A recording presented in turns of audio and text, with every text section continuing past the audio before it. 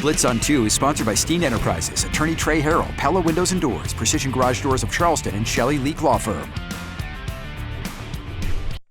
And welcome into week 4 of the Blitz on 2 TGIF. Thank goodness it's football. Good evening and welcome into the week 4 edition. I'm Dan Fanning. And I'm Alexandra Cox. Logan Hall has quickly turned BE into one of the best programs in 4A. Their opponent tonight, Porter Gowd, is coming off of a state title appearance in Skeeza 4A. Cyclones have won 2 straight in the series. Another barn burner tonight. First quarter, Red Rifle Quinn Mahoney to his main man, Zach Balog. 1 + 2 equals a bunch of yards. First down Bishops in PG territory. Later in the drive, Mahoney fires to the end zone. Sea of hands, just like the Oakland Raiders. Williams Donato hauls it in. BE strikes first, 7-0. Porter would answer. Scott Tibbles loads up, heaves one deep, hauled in like Wilson Yarborough. Call him Kale because he raced by the defense. Later in the drive, Tibbles quick strike to Aram Chisholm. PG gets close but has to settle for a field goal attempt. Hunter Theum chip shot is true. That makes it 7-3. Porter Gowd trying to take a lead minutes later. Tibbles to the sideline, picked off by Hunter Alex. 1-2 now, all 3 making plays for the Bishops. Popped out of bounds, flag is thrown. BE in prime real estate. That sets us up right here. Red Rifle Quinn Mahoney muscles in for the score as Bishop England increases their lead up 14-3. And they would go on to get the win 40-23 over Porter Gowd. And BE 4-0 on the year. After a bye, Somerville back in action on the road tonight at Chapin, jumping to the second quarter. About 3 minutes to go in the half. Green Wave up 15-0. Chapin's Drew Greer gets hit but falls into the end zone. That cuts the Somerville lead to 15-7. Ensuing drive for the Green Wave. Quarterback Max Stafford swings it out wide to the dangerous JKM, the law firm, Jaden Kelly Murray. 2 plays later, Stafford finds Jalen Pounds streaking down the sideline. Stafford right here to Pounds. Max was banged up 2 weeks ago. As you see, he's back in action. Woo, nicely done as Jalen moves the sticks for Somerville. More from the Green Wave, this time their home run hitter, Javen Williams, takes the screen, gets down to the 5-yard line, but coughs up the ball. Chapin would recover. Refs call Williams down after a lengthy discussion. Williams would score on the next play. Javen Williams rumbles into the end zone. Somerville drops a 50-burger tonight. Woo, 50-14, your final score. James Island has been money so far this season on the field and on the sideline. Great story last night. Thank you, Daniel. Money and the Trojans trying to run their record to 5-0 tonight against a St. James squad who knocked off Lucy Beckham and Wando the last 2 weeks. Yowza. James Island gets a 63-7 win over James Island. Congrats to them. St. James. Stratford senior laden offense playing host to Colleton County tonight on homecoming. Knight's first drive, handoff to Malik McGowan. Malik follows his blockers, then tries to push one out of the way. First down, Knights. That leads to this. Stratford inside the 10. Inside handoff to 9. McGowan, 5, 4, 3, 2, 1. Touchdown. Less than 2 minutes in. Knights lead 7-0. Second drive. Davis play action rolls out. Hits Micah Adams in the flats. Adams lowers his shoulders. That picks up the first down on third down. Then a touchdown gets taken away. Have no fear. Jakin Davis is here. Number 1 in your programs. Number 1 in your hearts, Scampers, and for the score to double the Knights' advantage to 14. Hashtag senior laden offense is Stratford blanks Colleton County tonight 51-0.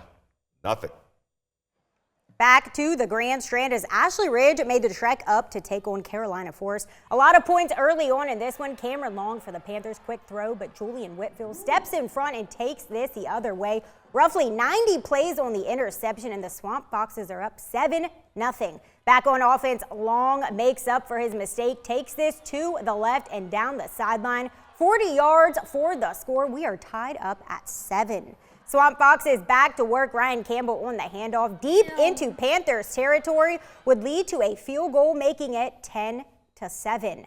Second quarter now, Long back to the air, and Nick Zincone wide open down the field, giving the Panthers a 13-10 lead in the second quarter. Ashley Ridge falls to Carolina Forest, 40-27, your final. And back at home, apartment divided, I guess, kind of newsroom divided tonight west of the Ashley as my Wildcats, Christina's Wildcats, take on Stuart Carriel, Russ Bradley's Wando Warriors. I've heard this used to be a nasty rivalry between student bodies. Speaking of that, West Ashley student body, absolutely incredible tonight. Both girls' soccer teams didn't send each other Christmas cards back when I went to school. You didn't go to West Ashley. Wildcats and Warriors, both teams slow to get started on offense. Wildcats, Gibbs Iceland with a long pass to Josh Bradley. Wildcats have something cooking. Bradley, he would be stopped, but he ends up throwing an interception right to Ashanti Green. Green takes it to the house. Wando gets on the board for 7-0. Warriors quarterback Ryan Zymanski with an absolute dime. Only problem, it was the wrong team. Sophomore Brady Wetzel with the interception.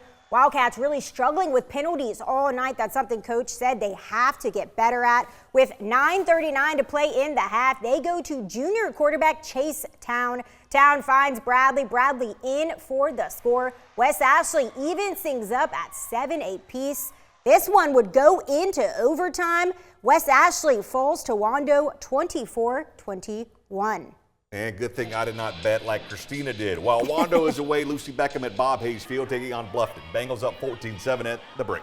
Third stanza, handoff to Jaden Gathers. He rumbles down inside the 10, first and goal, Lucy Beckham. A few plays later, handoff up the middle to 46. Mr. Turcasio, he is not on the roster. Can you please fix that for next week? He rumbles in to pay dirt. Bengals lead 21-7. Bobcats would respond. Aiden McCarthy deep to Carnell, Cadillac Warren. I guess maybe that was a bubble screen. Carnell does the rest. He's heading to play for Chapel Bill next season. You see why right there. 21-13 ball game. Bluffton trying to do something next time with the ball. McCarthy out to a different receiver. These screen passes are working well. However, he coughs it up, stripped by Sullivan Damron before he gets in. Recovered by Bo Walton for the turnover. How about this? Lucy Beckham gets back into the win column as they get a big home win over Bluffton, 35-20. We are just getting started on week 4 edition of the Blitz 1-2. Yeah, when we return, the two-time state champs Oceanside try to hold their own against the 5A power Dutch Fork. Stay tuned. Something happened tonight at CSU. And welcome back into the Blitz with Alexander Cox. I'm Dan Fanning. Over the last decade plus, no 5A school has been able to hang with Dutch Fork. The Silver Foxes have won 8 state titles and 3 in a row. Did the back-to-back state title winning Land Sharks of Oceanside have something to say tonight? Maybe. OCA winners of 2 straight looking for a big one tonight. Midway through the second, Dutch Fork up 7-3. Back then they didn't want him. Now he's hot. They all on him. Mike Jones. Who? Mike Jones. That album just went platinum with the sack right here of Jackson Knotts. After Dutch Fork scores to go up 14-3, 2:29 to go before half. Big Red, Ada Manavian deep to Tyler, the creator. Tyler Garner hauls it in. That moves the sticks into Silver Fox territory. Later in the drive, Manavian rolls out looking for an open man. Zips one down to Ethan Ranu. 3 gets inside the 15. 9 ticks before half. Aiden over the middle. TJ for the TD. Terrence Johnson looking like a young CD Lamb. I see you, 88. He hauls it in. That makes it 14-9 at halftime. We go to your final. How about this? Oceanside knocks off the #1 team in 5A, the 3-time state champs, Dutch Fork. Woo! 24-20.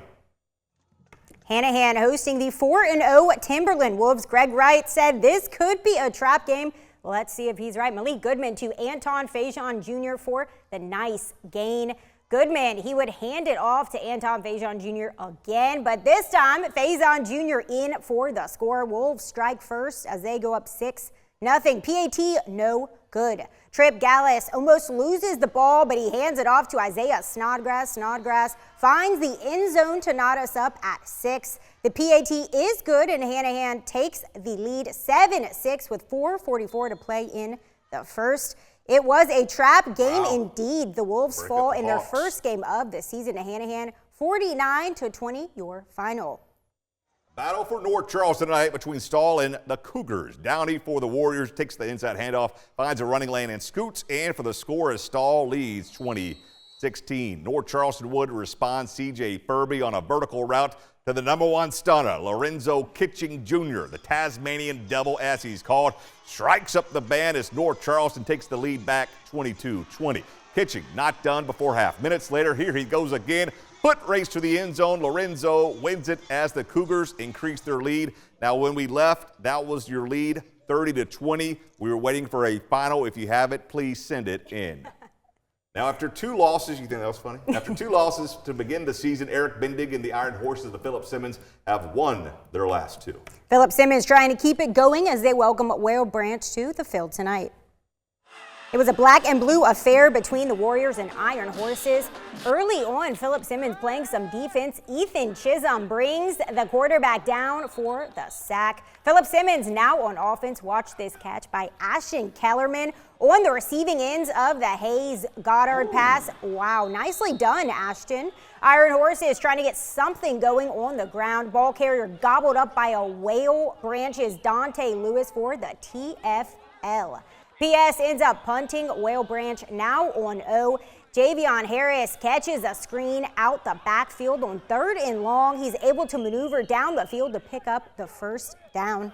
Later in the drive, Warriors air it out, picked off by Rylan Donley. Nice return by Donley, but we end the first quarter scoreless.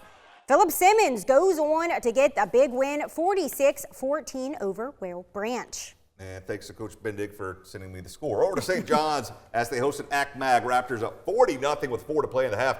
Owen George handed off to Campbell Straklosa with a nice run. Those two were featured in the win of the week this week. George and company looking to add to their lead. He fakes the handoff. Those are the Anson Harrison. Harrison for the touchdown. Academic nicely hauled in there by the Harrison. ACMAG goes up 46-0 into the half, and they hold on barely. 46-7. It was a tight one. Your final score.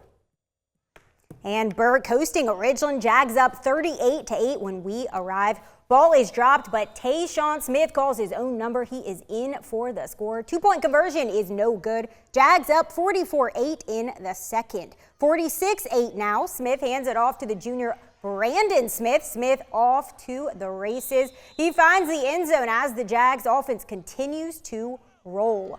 Ridgeland Smith hands it off to Brandon Smith. Once again, Smith is stuffed by some of the Burke Bulldogs. Burke celebrating their seniors tonight. Not a whole lot to cheer for, though, as they fall 70-20, your final. And finally, Cross back in Charleston County taking on MMA. Scoreboard not on, so we're not sure the score of the quarter. Eagles back up deep in their own territory. Fumble at the mesh point. Trojans would recover. Then, Sam, stay with me, buddy. That leads to this. Tyler Harris to his brother, the future Gamecock Caden Ramsey. As they said in Gladiator, smile for me now, brother. What a snag by Caden for the score as Cross. They go back to Berkeley County with a 51-0 win over MMA. And it's almost time to close up shop on week 4 of the Blitz. When we return, we meet with one Ashley Ridge swimmer who has been rewriting the Swamp Fox's record book, so stick with us to hear more. And welcome back in. As we saw earlier tonight, Ashley Ridge has some speed on the football field with Ryan Campbell and company. They also have some speed in the pool. She Got Game, sponsored by Shelley Leak Law Firm. What started out as a summer hobby for Ashley Ridge senior Grace Marsa quickly became her life. So I started swimming when I was 8 years old. I would just do summer swim, so swim for like a month in the summer and compete.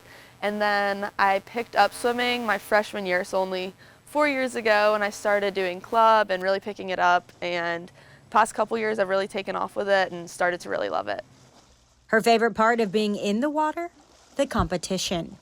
I really like to compete. I like to race. I like to win, obviously, but I really just like getting in the pool, getting competitive, and trying to do my best. Now the AR swim team captain has etched her name in the history books, breaking 2 school records. It means a lot. That was something I was really going for this season, trying to break as many records as possible. So I got 100 fly and 200 free last week, which was super exciting, hoping to hopefully get a couple more in the next couple weeks, but really exciting. While Marsa's time as a Swamp Fox winds down, her swimming days are just ramping up as she's signed to swim collegiately at Queen's University. Pretty cool. I'm excited to continue that into college and hopefully grow as a swimmer, get a lot faster, and I think it'll really help me stay on the right track with school and keeping my head down, staying driven. And speaking of Ashley Ridge, we go back to CF and AR for our play of the night. Julian Whitfield steps in front of a pass, 80-yard INT return for a touchdown. Julian off and running as he strikes up the band from 88 yards out. And that's look, obviously, at Friday night. Allie will have you covered for Saturday. Citadel has Mercer. Syracuse is at Clemson, South Carolina, and Missouri. Como, as of now, Lenora Sellers is slated to start for South Carolina. She'll have you covered tomorrow. Thanks for watching tonight. Have a great rest of your weekend.